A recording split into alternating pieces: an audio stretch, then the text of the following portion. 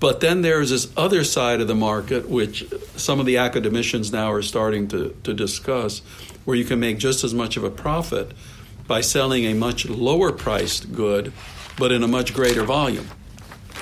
So you can sell so much of this cell phone at $1,000, but you can sell so much of this cell phone at $80, and it is the qualitative difference. Really worth it, especially for what constitutes a middle-income consumer in a place like Africa. Right. And you're getting more and more middle-income consumers. Yeah. Not at the middle-income consumer in France or the United States would have a totally different profile than a middle-income consumer in Africa. South Africa is obviously a key country in terms of those middle-class consumers, mm-hmm. plenty of them. And it also, there's, I think Cyril Ramaphosa came out with a pretty pointed statement on the uptake of 5G technology and, mm-hmm. Huawei's advance on that. How are relations with South Africa? How would you like them to develop? Well, we'd like for them to develop in a very positive direction. We have a relatively new ambassador there. She herself has a South African background. She is very enthusiastic about moving the relationship forward. There happens to be a new South African government, which also is obviously a great improvement over the previous one, which was described as engaging in quote-unquote state capture.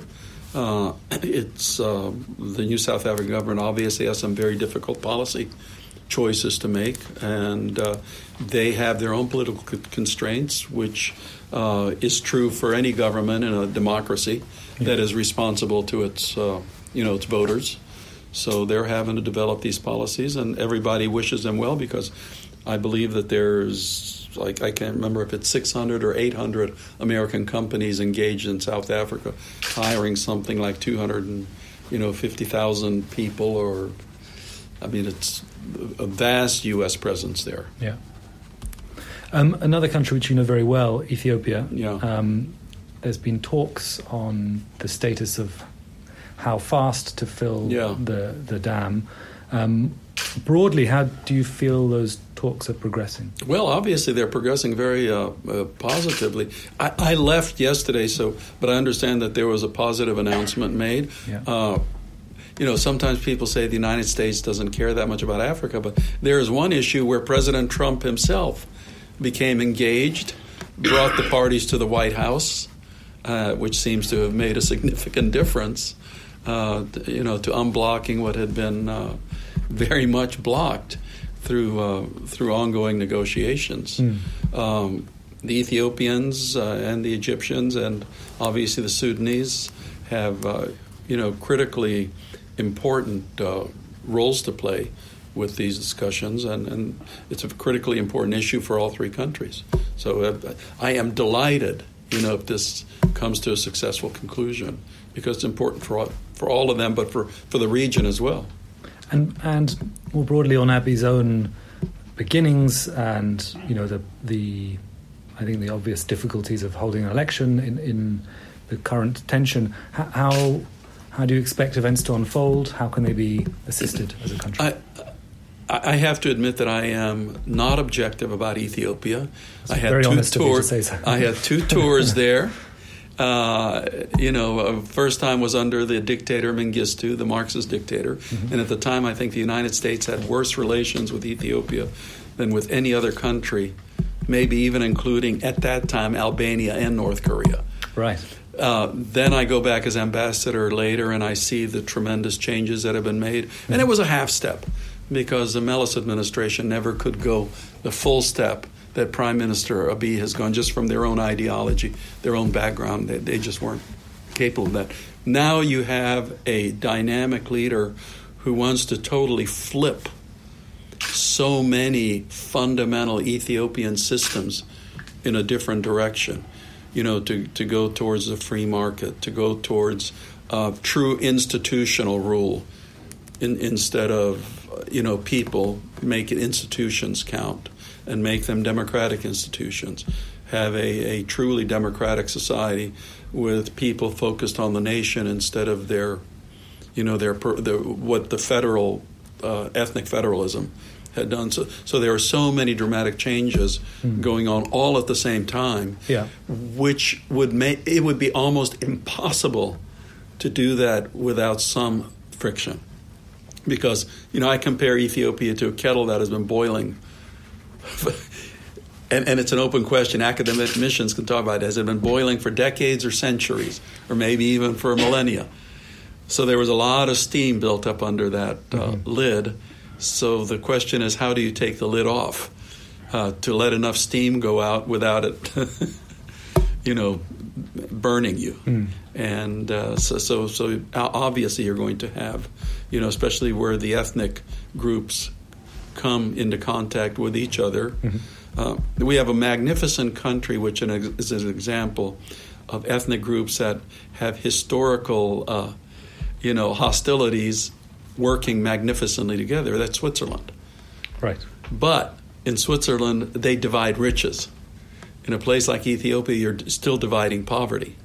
So you have an inherent, conflict built in. So the prime minister is doing his very, very best, while at the same time trying to bring as many jobs as possible for these young people that are desperate for jobs. And he can't allow to have millions of young Ethiopians of working age just absolutely angry about their life condition. So yes, the Ethiopian economy is booming, but they need to be creating many, many more jobs to absorb all of these young people. When I left Ethiopia, 2002, there were three national universities. Now it's up to 40. But there you have to make sure that the hundreds of thousands of graduates that you're putting out there, there's economic opportunities for them. And they're planning very carefully. Yes, they want to graduate people in the STEMs, science, technology, engineering, math, agriculture, because there are probably enough philosophers. No, there are never enough philosophers. But I studied philosophy yeah, myself. that's what I was going to say. There are never enough philosophers. But so it's an extremely difficult task. How quickly can you take Sudan off the terror list? My gosh, I wish I could tell you. Bottom line, it's not flipping a light switch. Yeah. It really is a process. It involves a number of very, very serious issues. And, we're discussing all of them. Everybody wants it to happen as quickly as possible, because everybody's on Sudan's side. The United States sees Sudan as a partner, as a positive partner for the first time with Prime Minister Hamdok and the transitional government. So we all want Sudan to succeed. But this status was not put on just like that. It evolved over time. It literally was like putting an onion together. Now the onion has to be, unpeeled layer by layer. But everybody's working together constructively. I mean, another onion with many layers is the DRC. Yes. I mean, how do you rate the progress of Tshisekedi in the last year? Again, if you took a picture of the DRC and ignored everything else, you say, oh my gosh, what a mess. But if you look at it as part of a long process where he has come just since, was it last January 19th? I forgot exactly when he came in. Who would have thought, Kabila's gone. So many more kids are going to school. Opposition politicians are not only allowed back in the country, but they're allowed to speak. The police have lost their heavy-handedness. He actually visited the Ebola zone in the eastern Congo. Yet he is working within very, very restricted political constraints that are placed on him by the Congolese constitution and the state structure that was left behind. Because when Kabila left, it was literally an individual leaving, but behind you have members of the parliament, you have governors, sub-governors, down to the very low level that were all put in by the previous administration. So this is going to be a transition process, as you have seen in Angola, which is somewhat ahead of the process going on in the DRC, but you've seen some of the tremendous successes President Lorenzo has had in his fight against corruption. He couldn't start immediately by, going after everybody who's corrupt. He had to do it step by step. President Tshisekedi is even more constrained by literally the cards that he has been dealt. He has to play them, carefully, very expertly. So we wish him well. Fantastic. We absolutely wish him well. Could we just reconnect to the Prosper Africa and just finally talk about AGOA? What's the future of AGOA? I don't think anybody believes that AGOA will be extended again. Okay. We still have 5 years to go. Yeah. So our administration is very much in favor of free trade agreements. With the continent-wide free trade agreements, we believe that there's opportunities going forward. We would very much like to come through with a model quickly that then could be used, in other countries.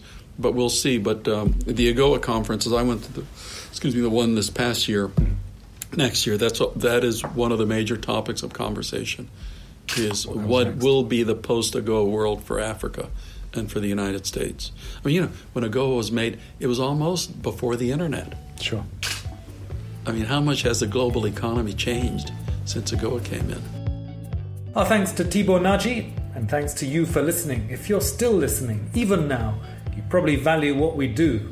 Do the next potential listener a favour and give us a review wherever you get your podcasts. Do come and say hi on our social media channels, Twitter and Facebook. And we have a newsletter which you will enjoy too. Just head to theafricareport.com.